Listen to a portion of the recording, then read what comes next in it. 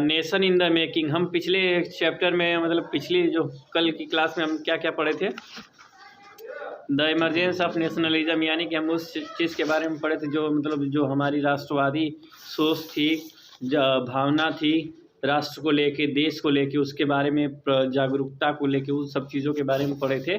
ठीक है, अब हमको क्या पढ़ना है, नेशन इन द मेकिंग, यानी कि जब राष्ट्र का निर्माण होता है तो किस तरीके से निर्माण होता है, क्या होता है क्या नहीं होता है, किस प्रक्रिया से देश गुजर रहा था, क्या क्या क्रियाएं हुई, क्या क्या कर्म हुए, ये सारी चीज़ें हमको देखनी है। ठीक है, a nation in the making, it has usually been said that the Congress in the foremost 20 years was moderate in its aims and methods. अब देखो ये कहा जाता है कि it has usually been said, ये मतलब ये कहा जाता है कि जो कांग्रेस थी ये 20 साल तक क्या करी, मतलब इसका मूल मकसद क्या था, इसका मूल मकसद यही था, in its aim and methods, इसका मूल मकसद यही था। हिला दिए मोबाइल, देखो क्या हो गई। मैं दूर हूँ सर, देखिए ओसीवा हिला रहा था पैर। हाँ पैर हिला रहा हूँ, मैं इतना दूर हूँ, देख लो मैं भी इधर हूँ। मैं पीछे बैठा पैर देखो तुम्हारा इस हटा, इसमें देखो चलो बस करो अब, देख लो। ठीक है, it has been usually said that the Congress in the foremost 20 years was moderate in its aim and methods. अब देखो ये कहा जाता है कि जो कांग्रेस थी, यानी जो शुरुआती कांग्रेस थी उस समय, मतलब उसका मूल मकसद यही था कि जो हमारे देश के निवासी, इन सबको क्या किया जाए, एक तरीके से अच्छे तरीके से इनको शिक्षित किया जाए, इनको संगठित किया जाए, मॉडरेट बनाया जाए। ठीक है, during this period it ask for a greater voice for Indians in the government and in administration. इस समय काल में ये पूछा गया, लोगों से आह्वान्वित किया गया, मतलब कोशिश की गई उनको इकट्ठा करने के लिए, मतलब जितने भी भारतीय हैं ये कहीं ना कहीं सरकार में भी जाके काम करें। अब देखो बोला जाता है कि जिस समुदाय, जिस कैटेगरी के लोग अगर सरकार में नहीं होते तो कैटेगरी समुदाय क्या थोड़ा सा पिछड़ने लगता है, उस पर लोग ध्यान नहीं देते, है ना। अभी बहुत सारी चीज़ें अभी तुमको ये सुनने को अक्सर मिलता होगा कि जिसकी सरकार होती है, जिस जाति बिरादरी की सरकार होती है, उस जाति बिरादरी का क्या होता है, एक तरीके से बोलबाला होता है कि नहीं है। अभी मान लो कि अभी हमारे देश में कि माया मुलायम है, अखिलेश तो है ही है, अखिलेश की बात करूँ, यादव समुदाय से आते हैं, जब आते हैं तो ये मतलब अक्सर यही होता है कि इसमें यादव का एकदम बोलबाला हो जाता है ना। तो उसमें पुलिस भर्ती बहुत सारी चीज़ें होती हैं, मतलब एक तरीके से सुनने को मिलता है। तो इसलिए कांग्रेस का ये मूल मकसद ये था कि जितने भी भारतीय हैं कहीं ना कहीं अगर ये सरकार में रहेंगे तो अपनी जितनी भी हम लोग की विचारधाराएं हैं ये सरकार में फैलाएंगे। ठीक है, जैसे कि अभी एक ताज़ा उदाहरण की बात कर रहा हूँ, तो जैसे कि दिनेश लाल यादव, ठीक है, जिसको निरहुआ बोलते हैं, तो यादव समुदाय के जो लोग थे, जो उनकी मांग थी कि अहिर रेजिमेंट, जो सैनिक है उस सैनिक में एक रेजिमेंट होता है, वो बहुत बड़े सम्मान की बात होती है कि उस नाम से किसी का रेजिमेंट होता है। तो इन्होंने मांग उठाया था कि हाँ अहिर रेजिमेंट भी होना चाहिए, क्योंकि अहिरों ने बहुत मतलब जो यादव लोग हैं, अहिर जो लोग हैं, ये लोग सैनिक में बहुत सारा योगदान भी दिए हैं देश को। ठीक है, तो ये संसद में ही अपनी बात को रखे। तो ये जब कहने का मतलब जब जिस समुदाय के लोग रहेंगे वो अपने समुदाय की बात रखेंगे, है ना। अभी मान लो तुम लोग पढ़े लिखे नहीं हो, तुमको मतलब एक तरीके से तुमको पढ़ना लिखना नहीं आता है, तुमसे अगर कोई आएगा बोलेगा, तुमसे फुसला लेगा कि बोलोगे ये फला पेपर है, तुमको इस पर सिग्नेचर करना या अंगूठा लगाना है, और बोलेगा कि तुमको अच्छी अच्छी चीज़ें बताएगा, भले वो पेपर में कुछ और लिखा हो, है। भरोसे वाले आदमी क्या करते हैं, भरोसे वाले आदमी अक्सर यही करते हैं कि अगर मान लो कि तुम पढ़े लिखे नहीं हो, बोल देंगे तुम्हारी संपत्ति का सिग्नेचर और तुम्हारी संपत्ति का पूरा कागज़ तैयार करके आएंगे, उस पर लिख देंगे कि हाँ मैं अपने होशो हवास में मैं अपनी संपत्ति इनको दे रहा हूँ। तो तुम पढ़े लिखे नहीं हो, तो पढ़ के कुछ और बताएगा, उस पर लिखा कुछ और रहेगा। होता है कि नहीं होता, फुसलाना, बहलाना, धोखा देना, यही सब होता है ना। तो तुमसे अंगूठा लगवा लीजिए, जब अंगूठा लगवा लिए तो तुम्हारा ये प्रमाण हो गया कि हाँ भाई तुम अपने होशो हवास में उनको अपनी संपत्ति क्या कियो, दान दे दियो, सौंप दियो। ठीक, आगे देखो, it desired the legislative council to be form more representative, provide more power and launch in provinces where nothing existed. अब देखो क्या कहा गया इसमें, ये बताया गया कि जो लेजिस्लेटिव काउंसिल थी उसमें ये बताया गया कि अधिक से अधिक, ज़्यादा से ज़्यादा जब लोग जाएंगे उसमें तो अपनी आवाज़ों को उठाएंगे, अपनी आवाज़ को बुलंद करेंगे, अपनी शिकायतों को सुनाएंगे, बताएंगे, हैं। इससे क्या होगा, तब जाके धीरे धीरे बहुत सारी चीज़ों में सुधार होगा। ठीक, देखो जो बाबा लोग होते हैं ना, आज की डेट में देखते ही हो ना, बहुत सारे लोग नेता भी हैं, बाबा भी हैं, नेता भी हैं। उनको मालूम है कि अगर ताकत, सत्ता और ताकत चाहिए तो इंसान के ऊपर अगर हमको क्या करना है, एक तरीके से अगर राज करना है तो क्या करना, मतलब इस तरीके का, मतलब संसद में जाना ज़रूरी है ना। जो नेता लोग होते हैं कहीं ना कहीं, देखो जो नेता लोग बहुत अधिकतर होते हैं बहुत कम पढ़े लिखे होते हैं, लेकिन ये सब अधिकारी के ऊपर भी इनका राज होता है। ठीक है, एक IAS अधिकारी जो होता है बहुत पढ़ा लिखा होता है, बहुत ज़्यादा शिक्षित होता है, लेकिन जो ये होते हैं नेता लोग होते हैं ये बहुत कम पढ़े लिखे होते हैं। अगर संसद बन गए, सांसद बन गए, विधायक बन गए तो ये अधिकारी को भी डराते धमकाते हैं। ठीक है, यही होता है। बाबा लोग क्या करते हैं, बाबा लोग को मालूम है कि भाई ये जो राज पार्टी, जो पूजा पाठ, इससे कुछ ज़्यादा होने वाला नहीं है, लेकिन अगर हम संसद में रहेंगे तो बहुत सारी चीज़ें कर सकते हैं, है कि नहीं है। संसद में रहेंगे जो हम एक तरीके से गुंडागर्दी कर सकते हैं, दमंगई कर सकते हैं, पुलिस को डरा धमका सकते हैं, अधिकारी को डरा धमका सकते हैं, बहुत सारी चीज़ें होती हैं। ठीक है ना, आगे देखो, for this demand it called for civil service examination to be organised in India also, not only in London. अब देखो क्या हुआ, धीरे धीरे जितने भी भारतीय थे, ठीक है, it ask for Indians to be placed in high position in the government. ये मतलब ये लोगों से कहा गया कि जितने भी भारतीय हैं कहीं ना कहीं उच्च पदवी पे होना बहुत ज़रूरी है। अगर उच्च पदवी पे नहीं रहोगे तो तुम्हारी जो मांगे हैं उसको कोई सुनेगा ही नहीं, समझ रहे हो। तो बाद में जब IAS मतलब जो सिविल सर्विस एग्जामिनेशन, जिसको मैं बताया ना कि जो IAS अधिकारी जो होते हैं ये सिर्फ उस समय इंग्लैंड में ही, लंदन में ही नहीं हो रहा था, उसके बाद धीरे धीरे भारत में भी शुरू हो गया था। इसका सबसे पहला जो सिविल सर्विस एग्ज़ाम क्रैक किए तो कौन थे, नेताजी सुभाष चंद्र बोस। ठीक है, नेताजी सुभाष चंद्र बोस बहुत ही मतलब इतना विद्वान थे कि पूछो मत। भारत का सबसे पहला जो सिविल सर्विस एग्ज़ाम क्रैक किया था उन्होंने ही किया था। ठीक है, the demand for Indianization of the administration was section of a movement against racism, since most essential jobs at that period were monopolized by white officials, and the British usually assumed that Indian could not be provided positions of responsibility। अब देखो इसमें ये बताया गया है कि जितने भी भारतीय हैं हम भारतीयों को ऊंचा पदवी नहीं देंगे। ये जो ऊंची पदवी होती है, मान लो IAS अधिकारी एक बहुत अपने आप में एक बहुत बड़ा मान है, महत्व है कि नहीं है। तो एक बहुत बड़ा ओहदा है, IAS अधिकारी का एक बहुत बड़ा क्या होता है, ओहदा होता है।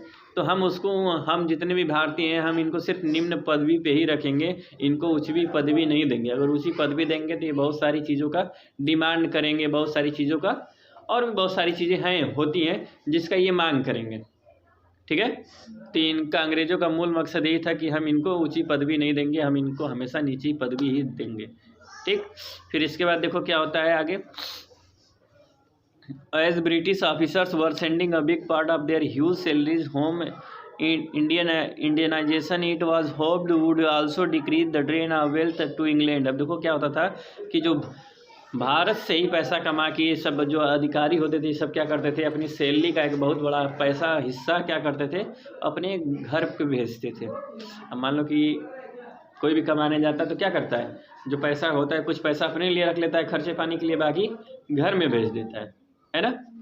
फिर इसके बाद देखो क्या लिखा है,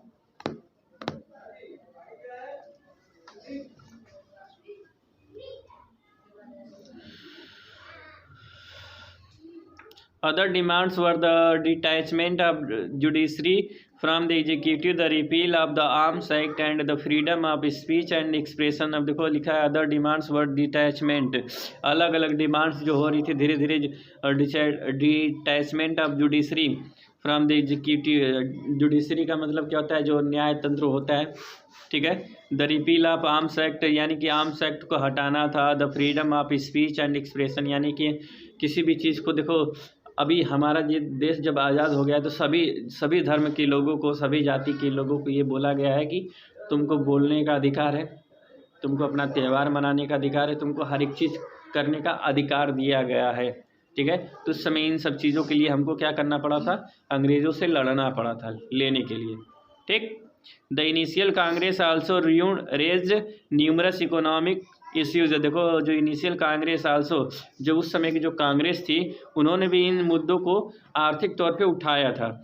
it announce that British rule had resulted in poverty and famines, enhancement in the land revenue had impoverished peasants and zamindar and exports of grains to Europe and had formed food shortages. अब देखो क्या, it announce that the British rule, ये मतलब ये announce किया गया था कि जो अंग्रेजी हुकूमत है, अंग्रेजी जो सरकार है, हुकूमत है, had resulted in poverty and famines. अब देखो इसका मतलब ये क्या है, धीरे धीरे क्या हो रही थी, गरीब हो रही थी। Enhancements in the land revenue had impoverished peasants and zamindar, जितने भी मतलब लैंड रेवेन्यू जो जनरेट हो रहा था, and exports of grain to Europe had form food shortages. अब देखो क्या था, जो एक्सपोर्ट्स हो रहा था, जो अनाज एक्सपोर्ट्स कर रहे थे हम यूरोप में, इससे कि इसमें कमी आ गई। जब बहुत सारी चीज़ों में कमी आएगी तो पैसे की किल्लत होगी कि नहीं होगी, है ना। The Congress demanded deduction of revenue, decrease in military expenditure and increase fund for irrigation. हम देखो क्या लिखा है, कांग्रेस की डिमांड थी कि रेवेन्यू को क्या किया जाए, कम किया जाए, जो रेवेन्यू उसको कम किया जाए। डिक्रीज इन मिलिट्री एक्सपेंडिचर, यानी कि मिलिट्री जो सैनिकों पे जो खर्च किया जा रहा है उसको क्या किया जाए, डिक्रीज किया जाए। इंक्रीज फंड फॉर इरीगेशन, और जो पैसा सिंचाई के लिए उस पैसे को हम क्या करें, बढ़ाया जाए। ठीक, It passed several resolutions on the salt tax, treatment of Indian workers abroad, and the pitiable condition of forest dwellers caused by an interfering forest administration। अब देखो क्या लिखा है, It passed several resolutions on the salt tax। इसमें बहुत सारे अलग अलग तरीके के मतलब रेजुलेशन पास हुए। रेजुलेशन का मतलब ये होता है, ये मूल मकसद कि हमको क्या करना है, क्या नहीं करना है। ठीक है, कि उन्होंने बहुत सारे रेजुलेशन, जैसे कि नमक टैक्स होता है, एक सॉल्ट टैक्स होता था, उस पर treatment of Indian worker abroad, जो भारतीय मजदूर जाते थे विदेशों में काम करने के लिए, उनकी कंडीशन पे सुधार करने के लिए।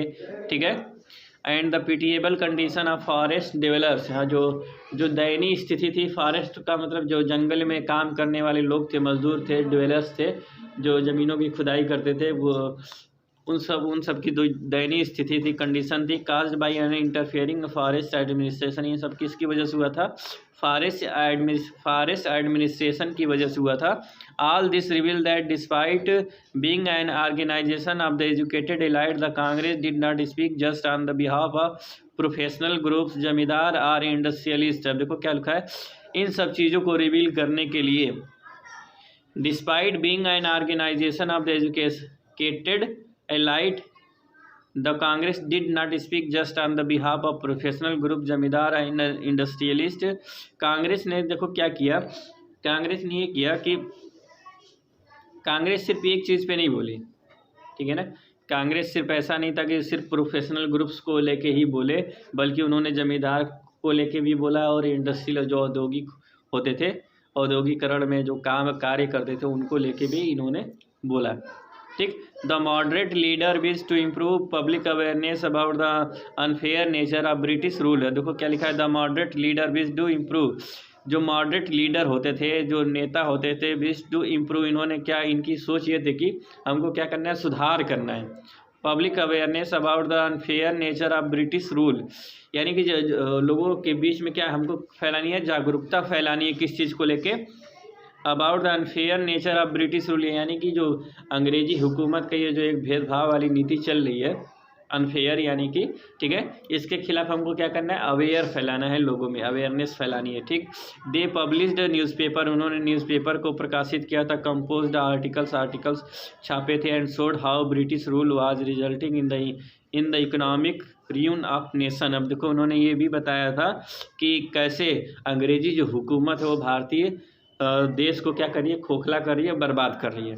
ठीक, they criticise British rule in their speeches and sent representative to various parts of the nation to mobilise public opinion. अब देखो क्या क्या लिखा है, ये जितने भी उस समय के जो उच्च नेता हुआ करते थे, थोड़े जान पहचान वाले नेता होते थे, ये क्या करते थे, अंग्रेजी हुकूमत के खिलाफ बोलना शुरू किए, अलग अलग देश के हिस्सों में जाना शुरू किए, लोगों से राय लेनी शुरू किया कि हमको क्या करना चाहिए क्या नहीं करना चाहिए, अपने देश को आज़ाद कराना है, अंग्रेज़ों को भगाना है।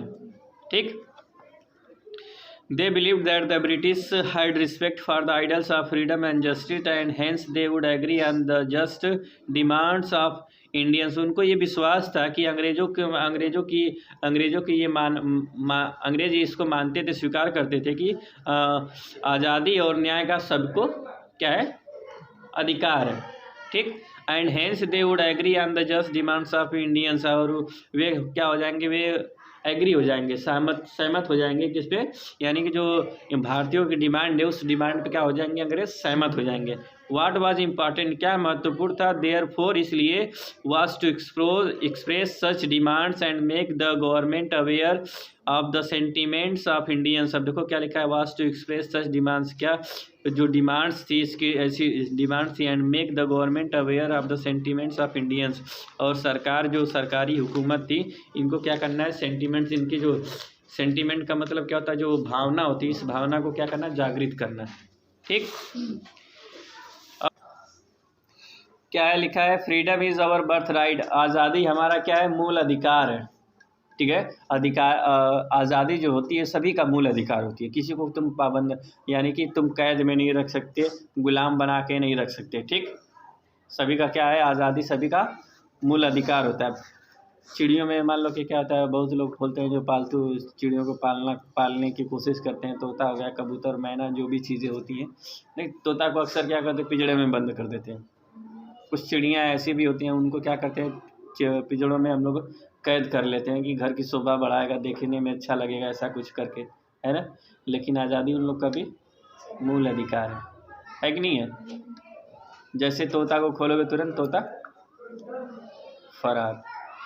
जेल में अगर तुमको बंद किया जाए तो तुम जेल में रहना चाहोगे, नहीं रहना चाहोगे। आज़ादी सबका मूल अधिकार है। देखो हर देश का अलग अलग कानून होता है। कुछ देशों में ऐसा भी बोला जाता है कि अगर वहाँ का कोई कैदी है, अगर वो कैदी जेल तोड़ के या किसी भी तरीके से जेल से अगर फ़रार होना चाहता है या जेल से भाग गया है, तो वहाँ की जो पुलिस है उसको खोजेगी नहीं। वो बोलती है कि आज़ादी उसका मूल अधिकार था, वो यहाँ से निकल गया, उसको अब छोड़ो, जो गया सो गया। उसको दोबारा हमारे देश की तरह उसको दोबारा कैद में लाने की कोशिश नहीं करेंगे। हमारे देश में क्या होता है कि हमारे देश में अगर कोई जेल तोड़ के भागेगा, टंगड़ी पैर उसका तोड़ देंगे यहीं पे पहले मिल गया तो तोड़ देंगे ऐसे, अब फिर अगर बाद में भी मिला तो बाद में भी तोड़ाएगा फिर अच्छे से। कुछ देशों में तुमको ऐसा मिलेगा कि मस्त तुमको मोबाइल चलाने को भी मिलेगी, वाईफाई भी मिलेगी, तुमको हर एक चीज़ की सुविधा देते हैं जेल में। तो अलग अलग देशों का अलग अलग कानून है, ठीक है ना। तो कुछ देश में ऐसा बोला जाता है कि देखो लोगों का क्या आ जाए कि लोगों का आज़ादी अधिकार है, तो लोग आज़ादी ले सकते हैं। अगर वो जेल से भागा तो उसको पुलिस पकड़ने नहीं जाएगी दोबारा। तो ऐसा होता है, बहुत सारे देशों में अलग अलग कानून होते हैं, ठीक है। अभी मैं गया था, हाँ, तो वहाँ पे एक जेल चाय बार था, ठीक है, जेल चाय बार। उसमें देखो अब क्या होता है ना, आज की डेट में चाय बहुत ज़्यादा बिक रही है ना। अगर तुमको कोई चीज़ दुकान खोलनी है तो दुनिया से हट के थोड़ा यूनिक खोलोगे तो तुम्हारी क्या चीज़ें होंगी, वो चलेगी, है ना। तो वहाँ पे पूरा थीम, उसकी थीम ये थी कि पूरा जेल बनाए थे सब अपने वो कैंटीन में, पूरा एक तरीके से। ये मतलब इतना बड़ा था वो सबका, पूरी दुकान, ये मतलब जितना बड़ा क्लासरूम है, आधे हिस्से में उन्होंने जेल बना दिया था। इतने हिस्से में वो बोर्ड के हिस्से से, इस बोर्ड के हिस्से से जेल बना दिया था, ठीक है। उसमें कई पार्टीशन कर दिए थे, सब 4 पार्टीशन किए थे। उस 4 पार्टीशन में 4 मतलब डब्बा कर दिए थे, मतलब 4 रूम बना दिए थे अलग अलग, पूरा जेल ही था। सिक्कड़ मतलब अभी मैं दिखाऊंगा तुमको थोड़ी देर में पढ़ाने के बाद। तो उसको मतलब वो जैसे जेल में जो होता है ना, छड़ होता है जो लगा रहता है पूरा, उस तरीके से उसमें वो सारी चीज़ें बनी लगी थी, बाकायदा कुर्सी टेबल सब चीज़ लगा था। उसमें हथकड़ी भी लगी थी, मैं हथकड़ी भी लगा, मुझको हथकड़ी भी लगी थी, टोपी भी था, पुलिस का डंडा भी था, सारी चीज़ें थी उसमें। तो ये सब चीज़ें किस लिए की जाती हैं, ये सब चीज़ें इसलिए की जाती हैं ताकि हमारी मार्केटिंग अच्छी हो, बिक्री अच्छी हो, है ना। तो आगे पढ़ते हैं। By the 18 90s, several Indians started to raise question about the political style of the Congress. अब देखो 1890 तक बहुत सारे लोगों ने क्या किया, बहुत सारे भारतीयों ने सवाल पूछना शुरू कर दिया किससे, भारतीय कांग्रेस से, कि इसकी जो पॉलिटिकल स्टाइल, इसकी जो राजनीतिक छवि है ये किस तरीके से कार्य कर रही है, किस तरीके से कार्य नहीं कर रही है। ठीक है। इन बंगाल में Maharashtra and Punjab leaders like Bipin Chandra Pal, Bal Gangadhar Tilak and Lala Lajpat Rai were starting to explore more radical objectives and procedures. अब देखो इसमें ये बताया गया है इन बंगाल में, महाराष्ट्र में, पंजाब में लीडर्स लाइक बिपिन चंद्र पाल, नेता जैसे बिपिन चंद्र पाल जैसे लोग थे, बाल गंगाधर तिलक थे, लाला लाजपत राय थे, ये सब क्या थे, were starting to explore more radical objectives and procedure. इन्होंने क्या किया था, बहुत सारे अपनी चीज़ों को क्या कर रहे थे, धीरे धीरे विस्तारित कर रहे थे उन सब चीज़ों को। ठीक है। They criticised the moderate for their policies politics of prayers and focused on the importance of self reliance and constructive activity. देखो दे क्रिटिसाइज, उनका भी विरोध हुआ था। इनका विरोध इसलिए हुआ था कि इनकी जो पॉलिसी थी ये प्रेयर्स पे थी, प्रार्थना वाली पॉलिसी थी, कि हमको क्या करना है, हमको जैसे कि हमारे जो महात्मा गांधी जी हुए हैं, इनका क्या था कि अगर तुमको कोई एक थप्पड़ मारे तो दूसरा गाल भी आगे कर दो अपना, है ना। वहीं पे कुछ नेता हमारे देश में ऐसे भी हैं जो सुभाष चंद्र बोस जैसे, भगत सिंह जैसे, बोले कोई तुमको एक थप्पड़ मारे तो उसका गाल नहीं, उसका पूरा शरीर ही तोड़ ताड़ के बराबर कर दो, है कि नहीं है। सही है। तो कहने का मतलब ये है कि हर चीज़ तुम अगर थोड़ा सा अपने आप को थोड़ा सा सीधापन में दिखाओगे तो तुमको लोग लूट लेंगे, बर्बाद कर देंगे तुमको, तुम्हारी कहीं कदर नहीं होगी। तो आज़ादी सिर्फ एक लोगों की वजह से नहीं मिलती है ना, बहुत सारे लोगों की वजह से आज़ादी हमको मिली है। ठीक। अगर मान लो कि भगत सिंह ना होते, सुभाष चंद्र बोस ना होते, और भी बहुत सारे महान नेता हुए जिनके बारे में हम जानते नहीं हैं। ठीक है। और वे लोग अगर नहीं होते, हम एक तरीके से हमारा देश पता नहीं कब आज़ाद होता, कब नहीं आज़ाद होता। मंगल पांडे सोचो, इन्होंने आज़ादी के लड़ाई में पहली गोली चलाई थी। ठीक है। तो सिर्फ एक ही ये भक्ति वाला है ना कि इस पर अगर कोई थप्पड़ मारे तो इसको भी आगे कर दो भाई, ऐसा नहीं करना चाहिए। ऐसा नहीं करना कि अगर तुम्हारे बाप मारे तो तुम एक थप्पड़ मारे तो तुम उन्हीं को तोड़ने लगा, तो फिर बाकायदे तुमको तोड़ देंगे। बढ़िया तोड़ा जाएगा। चलो आगे देखो। They argued that people must depend on their own strength, not on the good intentions of the government. People must fight for the purpose of Swaraj. देखो कि इनका ये कहना था कि जो लोगों के अंदर क्या होती शक्ति होती है, अपनी स्ट्रेंथ, अपनी जो ताकत होती है, उससे क्या करना चाहिए, सरकार के खिलाफ बोलना चाहिए। ठीक है।